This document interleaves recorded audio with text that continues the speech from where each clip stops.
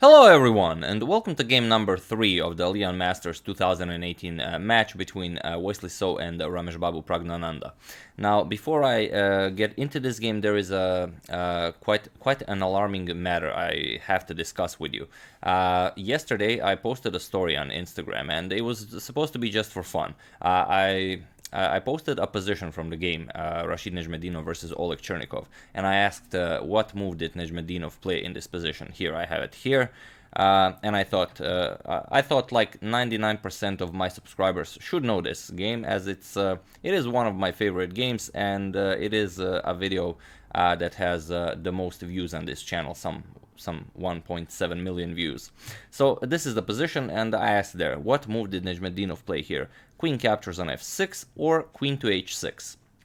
And I really thought that like at least 90% of people should know this, but as you can see, after a whole day of answering this question, the final result is 55% answered correctly, queen captures on f6, and 45% of you answered queen to h6, which is quite alarming.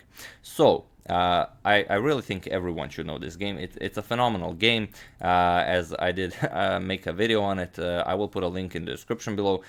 Do check out this game, as it's quite outstanding. It's not a long video, some 8 minutes, but if you don't have 8 minutes to spare, I will also put a link to chessgames.com where you can just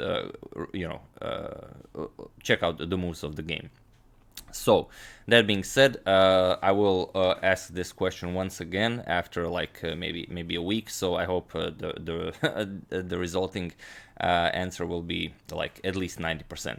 But okay, let's get back to our game. So for those of you who haven't seen a couple of my previous videos, here are Wesley and Pragu looking very smooth there.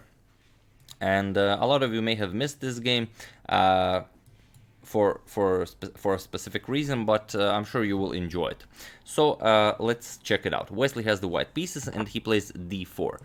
We have knight to f6, bishop to f4. Let me just take care of that. d5, knight to c3, and the bishop to f5. Knight to b5, so like we've seen in game number 1, Wesley repeats the variation, which means because Wesley lost game number 1, so he probably has an improvement to game number 1. Knight to a6, defending c7, like in game 1, we have e3, e6, c4, so everything the same as in game 1, and here, if you remember, Pragu went bishop to e7, but here he also has an improvement, he plays c6, kicking the knight back. Knight to c3, and knight to b4 now. Here, Pragu is already threatening knight to c2 check, and there is only one good move to prevent this. We have rook to c1, and here comes queen to a5. For those of you who have perhaps only started to getting into this wonderful game of chess, maybe you're considering this move knight to c2 check with the idea of winning the rook. This is well, almost never worth it, because here you will win the rook, but it's not you who is winning the rook, it's actually your opponent who is winning 2 pieces for the rook. So if rook captures, bishop captures, queen captures, you just lost 2 minor pieces for the rook, which is like almost never worth it. So until you really know when it's worth it, don't do this. So okay, after rook c1, queen to a5, bringing the queen into the attack. We have queen to d2, and now comes d captures on c4. It's interesting, did Wesley offer the a2 pawn here really? Well, it's really not all that simple. After knight captures, rook to a1 pins the knight, okay, but here comes the bishop to b4. So again, you can't capture here, because queen will capture, knight captures, and then bishop captures queen. But after f3, let's say d captures on c4 and e4, white will have an excellent game. He will be able to develop, bishop captures on c4, knight is coming, he will also be able to castle. So not something black really wants to do, unless he's like really prepared for this line and wants to prove something. But you know, if not, then better not, touch the pawn, if you're not sure if it's poisonous. D captures on c4 and bishop captures on c4. We have knight b to d5. Here Pragu offers a trade of pieces, also attacking the bishop on f4. So he wants to trade pieces, but he would very much enjoy grabbing that bishop on f4. So bishop to e5, Wesley gets it out of the way. Knight captures on c3. We have bishop captures on f6, g captures, pawn captures, and now rook to g8. G3, and here comes the bishop to a3. So because Wesley avoided a trade of pieces there, and he decided to, well, play creatively, it's actually Praggnanandhaa who has a better position. He does have the bishop pair, he does have the semi-open file for his rook. On g8 the queen is placed very nicely on a5, and he can choose either he will castle queenside or he will leave the king in the center and develop the rook via rook to d8. So a very nice position for Praggu. Rook to d1 gets the rook out of the way. Rook to d8, here Praggu decides he will not castle queenside. The engine prefers castling queenside to this rook to d8 move, but it's such a small preference that it's, you know, for a human it's basically a matter of taste. So rook to d8, we have f3 preparing e4, b5 now attacking the bishop, and bishop to d3. We have b4 now, and here comes bishop captures on f5. First, b captures on c3, a nice in-between move, queen to c2, and now rook to b8. Here, you could capture here with, well, of course not with the pawn, you don't want to triple your pawns, but maybe you can capture with the queen. But here, rook to b8, an even better move by Praggu, temporarily sacrificing the piece for a very nice attack. Rook to b2 is coming. And now you have to do something. Either black will get a free attack, or you're going to save a piece and be up a piece. Bishop to e4 was played by Wesley, and it's the best move. If you retreat it to d3, you're going to lose the queen after rook to b2. The queen doesn't really have anywhere to go. Queen to c1, and now you can win either by c2 check or simply rook captures on a2, opening up a discovered attack from the bishop to the queen, and after queen moves, now c2 check will win the queen. So bishop to e4, definitely the best move, square for the bishop. Rook to b2 attacking the queen, and here queen really has nowhere to go. If queen c1, then white loses the game instantly, but there is one move that allows Wesley to save the game, and that is bishop captures on c6 with check.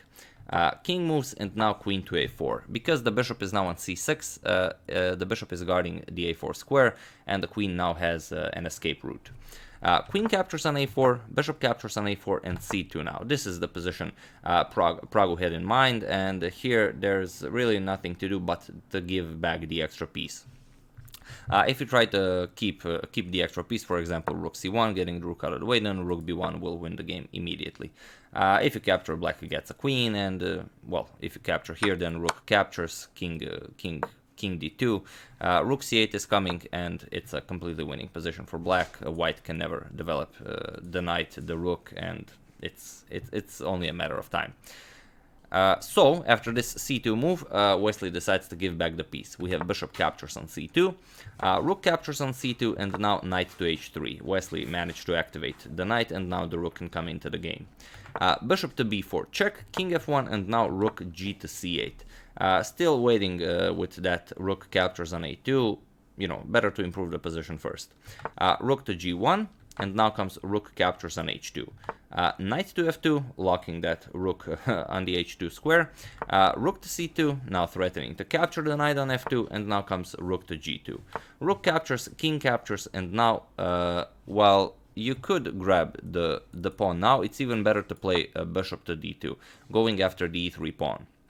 And it's also a very nice trap for Wesley. If Wesley tried to prevent this with something like e4, then bishop e3 wins the game immediately. The knight is attacked twice. You do have to defend it, and now you can play whatever you want. You can grab this pawn, you can grab this pawn, for example, rook captures, and after white plays something like this to get the pawn out of the way, king d6 is coming, there's no way to prevent this pawn, and then any moment you'd like, you can simply capture on f2, and it's game over. Simply exchange both the rook and the bishop and push the a5 pawn to victory. So, after bishop to d2, king to h3, we have bishop captures on e3, knight to g4 now, attacking the bishop, and bishop to c1. So, the material is almost equal. Praggu is up a pawn, but it's a doubled f pawn. But still a better position. We have d5, pawn captures, rook captures, and rook to a2 now. So, grabbing the a2 pawn, and here rook to c5. Again, you have to be very careful. Your bishop on c1 is under attack. If you move it like something bishop to a3, now the rook is no longer guarding the a7 pawn. So rook to c7 can easily win the pawn here, and there's really no way to take advantage of this. So here Praggu decided to sacrifice a pawn. He played h5, forcing the rook to go back. Rook captures on h5, and now bishop to b2. We have rook to c5, here comes the bishop to d4, attacking the rook, rook to c4, now attacking the bishop, and rook to d2 now. Knight to h6, now attacking the f7 pawn, so rook to c7 will be a threat.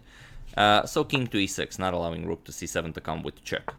We have king to g4, and now comes king d5, attacking the rook. Rook to a4, we have bishop to e3, attacking the knight on h6, f4, blocking the bishop, and now bishop back to b6. King to f5, and here we have rook to d3. G4, and now comes rook to d4. Here, a very nice move by Praggu, either offering a trade of rooks or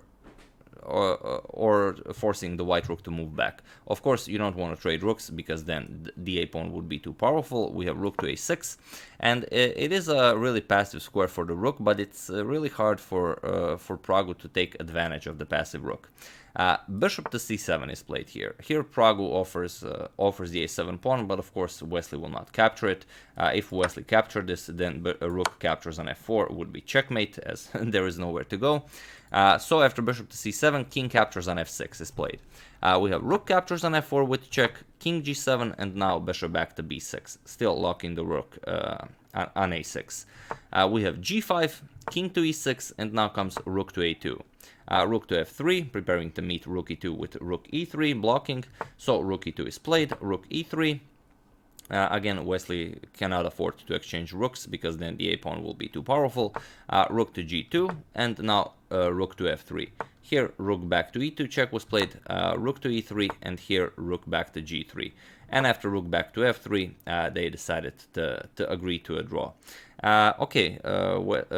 Praggu is up a pawn, but it's very hard to take advantage of it. For example, if you want to, let's say, instead of this move, start pushing your passed pawn, then rook g4, simply not allowing this pawn to go any further.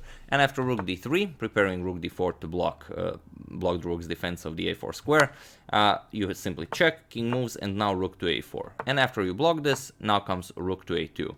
And well, now you can push it, knight captures on f7, now white has created a passed pawn of his own.